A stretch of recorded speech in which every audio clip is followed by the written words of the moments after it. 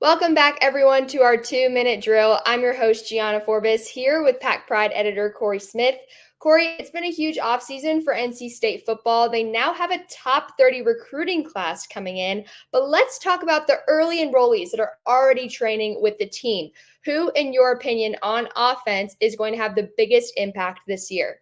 Well, I'm going to go with the most obvious guy here. Despite the fact that they bring in Noah Rogers and Wesley Grimes, and they still have Casey coming back, I think Terell Anderson is an immediate impact guy.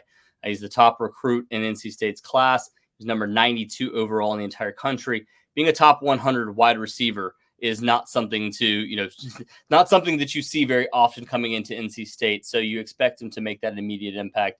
He's a big body wide receiver, great hands on the outside, physical on the outside as well, 6'3". So I just get the feeling he's going to get in the weight room. You're going to probably see him push over 200 pounds by the time the summer rolls around. And I just feel like he's a guy that makes that immediate impact for NC State this offseason. And how about on the defensive side of the ball? Who do you see making the biggest impact this year? Yeah, it's a little tougher here because I think Elijah Groves probably makes the biggest impact early on, later on in the offseason, once he gets in. But to me, if you're looking at the defensive side of the football in terms of the early enrollees, I really am going to be pinpointing Assad Brown here. He's a guy that I think has a chance to push for that nickel spot.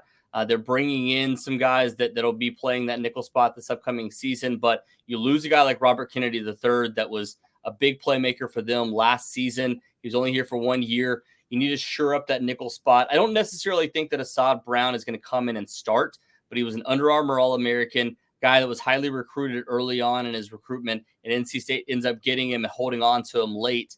But if you look at Assad Brown playing that nickel spot, a guy that's a 6-foot defensive back, that's really good size for that nickel spot. And I just get the feeling that even if he's a backup, he has a chance to make the biggest impact out of these early enrollees.